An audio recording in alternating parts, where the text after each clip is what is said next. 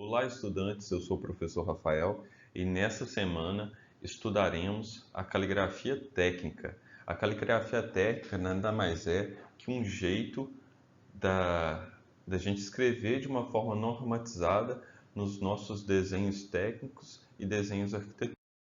Quais são os requisitos básicos para a gente fazer uma boa caligrafia técnica? Ela tem que ter legibilidade, ou seja, ela tem que ser fácil de ser lida, uniformidade e proporcionalidade. A nossa letra ela tem que ser uniforme e a gente usa tamanhos de letras diferentes dependendo do que a gente estiver fazendo no desenho técnico. Por exemplo, a letra que a gente usa numa cota é menor que a letra que a gente usa num título. E essas letras elas têm que ser proporcionais e proporcionais também à escala do desenho. Viabilidade de redução e ampliação. E ela também tem que ter caracteres claramente distinguíveis entre si, para evitar qualquer erro de interpretação. E para que isso seja possível, nós temos normas técnicas, são duas normas técnicas, uma que fala de caligrafia técnica e a outra que fala de projeto arquitetônico, que aborda um tópico sobre caligrafia. A de caligrafia técnica é a NBR 16861 do ano de 2000. Tem duas maneiras da gente executar a caligrafia técnica. A mão livre, que é como nós vamos fazer na disciplina, ou então usando um normógrafo. O normógrafo é um aparelho que era utilizado no passado, quando a gente não existiam recursos de computação gráfica para desenho técnico e desenho arquitetônico, em que os projetistas, os projetos eles eram feitos à mão e para eles conseguirem executar a caligrafia técnica de uma maneira mais uniforme que a mão livre, eles usavam um normógrafo. Temos dois tipos de normógrafos mais comuns, que é o normógrafo de aranha, que é esse que está sendo apresentado na imagem. Ele tem várias réguas com as letras em baixo relevo, e a aranha, que é esse dispositivo que tem uma capa preta que está no lado inferior esquerdo. Aqui nós temos uma foto ampliada do normógrafo e como que ele funcionava, como que a gente executava a caligrafia técnica usando o normógrafo. Essas réguas, elas têm essas letras em várias fontes diferentes, alturas diferentes, em baixo relevo. E o normógrafo, a aranha, ela tem uma ponta seca e uma ponta que a gente colocava um grafite. E o desenho era feito da seguinte forma: a gente colocava a ponta seca dentro do baixo relevo da letra e a outra ponta, que é a ponta do grafite, desenhava essa letra numa forma de papel. Então ela reproduzia o que estava na régua. Essa é uma imagem que ilustra o uso do normógrafo. Então o desenhista está com a ponta seca da aranha dentro do baixo relevo da letra, ele vai fazer o contorno e a ponta de grafite ou com uma caneta vai fazer o desenho da letra na folha de papel. Outro tipo de normógrafo que a gente tem é o normógrafo de régua.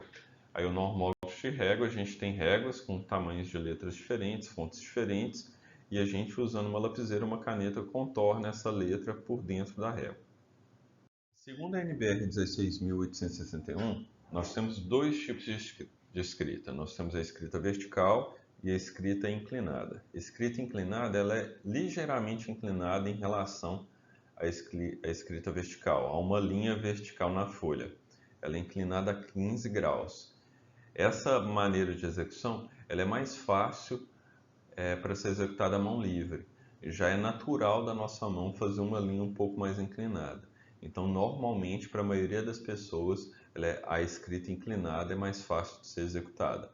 No nosso curso, vocês poderão usar tanto a escrita vertical quanto a escrita inclinada. Alguns autores, como a Maria Teresa Miceli, elas indicam o uso de linhas guias. Essas linhas elas servem para manter sempre proporcional à altura das letras e também para manter uma horizontalidade da escrita. Então, nesse exemplo, que é um exemplo do livro dela, nós temos uma letra maiúscula com 7 milímetros, uma letra minúscula com 5 milímetros. E a diferença da linha de base, da linha de cima com a linha de base da linha de baixo é de 10 milímetros. Então, a gente executando essas linhas guias antes de fazer as letras, a gente consegue manter sempre esse padrão de altura em relação à letra maiúscula e à letra minúscula, e a gente vai fazer sempre escritas horizontais. A NBR 16.861, ela indica alguns tamanhos para serem utilizados nas letras. E os tamanhos que ela indica é de 1,8, 2,5, 3,5, 5, 7, 10, 14 e 20 milímetros. E funciona sempre assim. A gente pode fazer as linhas guias que foram sugeridas pela Maria Tereza Miceli. E como no exemplo dela, se eu estou usando letra maiúscula de 7 milímetros, eu uso letra minúscula de 5 milímetros. Se eu estou usando uma letra maiúscula de 3,5 milímetros, eu uso uma letra minúscula de 2,5 milímetros. Se eu uso a letra maiúscula de 14 milímetros, eu uso a letra minúscula de 10 milímetros. E assim por diante, né? A gente pode fazer várias combinações. Uma outra coisa que é muito relevante é que, por exemplo, é muito difícil da gente fazer, usando escalímetro, a mão livre, uma letra com altura, duas linhas espaçadas 3,5 milímetros. A gente não consegue muita precisão. A gente pode arredondar e a norma permite fazer isso. Então, dá para a gente fazer uma letra de 3 milímetros com a letra minúscula de 2 milímetros. Também é possível de ser feito. A NBR ela também estipula espaços diferentes entre um caractere e outro, entre uma linha e outra. Quando os caracteres estão separados em palavras diferentes, esse espaçamento é um pouco maior. E isso tudo tem uma relação com o tamanho da letra. Mas como que a gente vai fazer na nossa disciplina?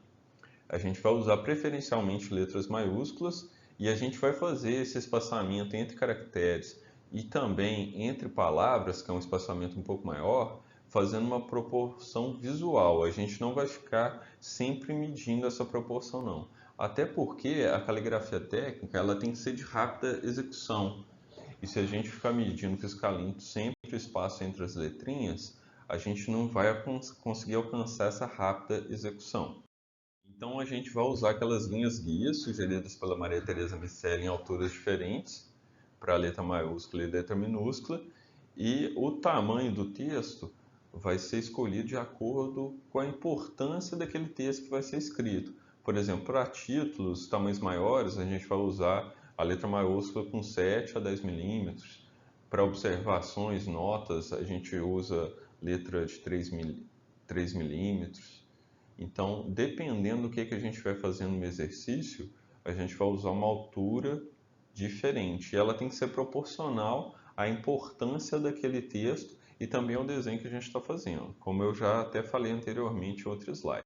A NBR 6492, que é uma NBR de desenho arquitetônico, ela sugere um outro tipo de caligrafia que é utilizada nos cursos de arquitetura e ela é chamada de letra de arquiteto. Ela é uma caligrafia que ela se assemelha mais a uma caligrafia mais livre, né? E ela é mais rápida de se executar, ela é mais fácil de se executar, que é essa que está sendo mostrada na imagem.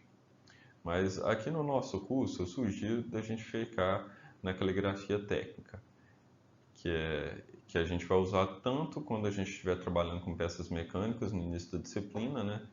Que é desenho técnico, que a gente tem que ser regido pela norma de desenho técnico, e depois, quando a gente entrar no desenho arquitetônico, a gente continua usando o mesmo tipo de caligrafia, até para não gerar confusão.